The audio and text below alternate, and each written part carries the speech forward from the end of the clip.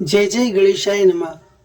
प्रिय श्रोताओं, आज हम आपको सुनाने वाले हैं विनायक चतुर्थी की संपूर्ण व्रत कथा।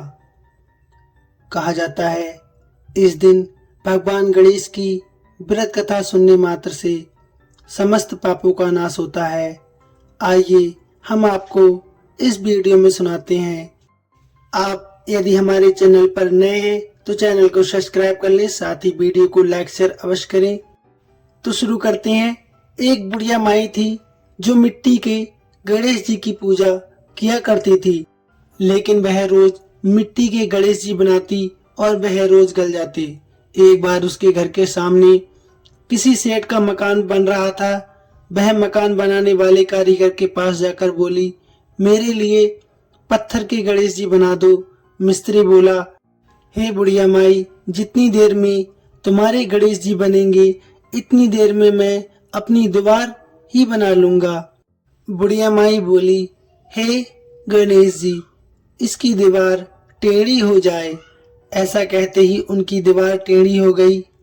अब वह जितनी बार दीवार को चुनता वह ढह जाती या टेढ़ी हो जाती।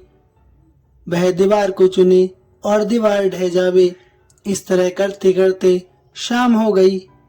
शाम को जब सेठ जी आए तो बोले, आज कुछ काम क्यों नहीं हुआ। मकान बनाने वाला एक मिस्त्री सेठ जी को बताया कि एक बुढ़िया आई थी। वह कह रही थी, मेरे लिए एक पत्थर के गणेश जी बना दो। हमने उनकी बात नहीं मानी और उसने कहा तुम्हारी दीवार टेढ़ी हो जाए। बस तभी से हमारी दीवार सीधी नहीं बन रही है, बनाते हैं और ढह जाती है। सेठ ने बुढ़िया को बुलवा कर कहा, हम तेरे लिए सोने के गणेश जी बनवा देंगे, बस हमारी दीवार सीधी करवा दो। सेठ ने बुढ़िया के लिए सोने के गणेश जी बनवा दिए और सेठ की दीवार सीधी हो गई। हे विनायक जी, जैसे सेठ की दीवार सीधी की वैसी सबकी करना, अर्थात हमारे दुख और पापों का नाश। जैसे सेठ क्या किया वैसे हमारे पापों का नाश करना, हमें सद्मार्ग देना, हमें सच्चाई की राह पर चलाना, हमारे घर सुख सौभाग्य प्रदान करना। हमारी यही विनती है आपसे। हे प्रभु, हमारी विनती स्वीकार करना। आइए भक्तजनों, अब चलते हैं दूसरी कथा की ओर। विनायक चतुर्थी व्रत की पौराणिक कथा के अनुसार एक बार भगवान शिव और माता पार्वती नर्मदा नदी के किनारे बैठे हुए थे। माता पार्वती ने शिव जी से चौपड़ खेलने के लिए कहा। इस खेल में हार जीत का फैसला करने के लिए भगवान शिव ने कुछ दिन के एकत्रित कर उसका एक पुतला बनाकर उसकी प्राण प्रतिष्ठा कर दी। भगवान शिव ने उस पुतले से कहा कि बेटा, हम चौपड़ खेलना चाहते हैं, इसलिए तुम बताना हम दोनों में से कौन हारा कौन जीता।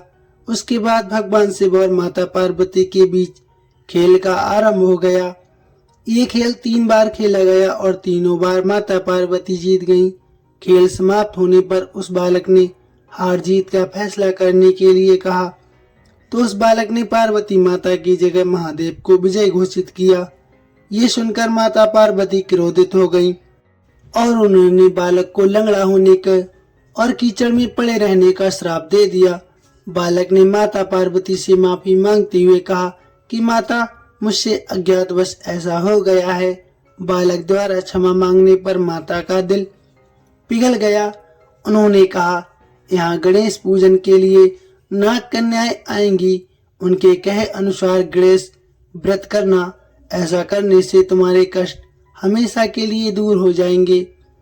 ये कहकर माता पार्वती वहां से चली गई। 1 वर्ष बाद उस स्थान पर नाग कन्याएं आईं। उन्होंने विधि विधान से भगवान गणेश की पूजा अर्चना की।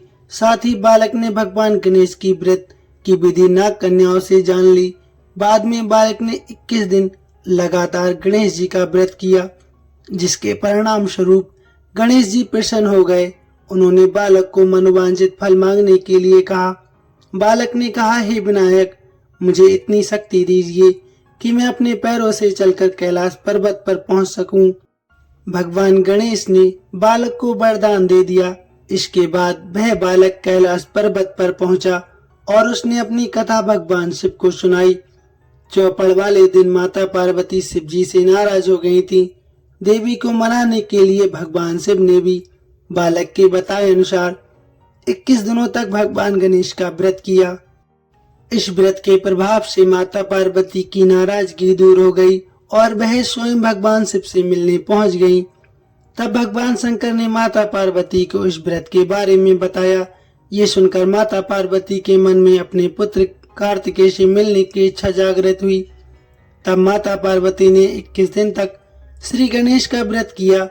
व्रत के 21वें दिन कार्तिकेय स्वयं माता पार्वती जी से मिलने चले आए। तभी से ये व्रत समस्त मनोकामनाओं की पूर्ति करने वाला व्रत माना जाता है और जो मनुष्य हर चतुर्थी को व्रत करता है एवं कथा सुनता है, भगवान गणेश उसके समस्त पापों को यूं ही हर लेते हैं। तो प्रेम से बोलिए भक्तजनों, जय जय गणेशाय नमः। धन्यवाद।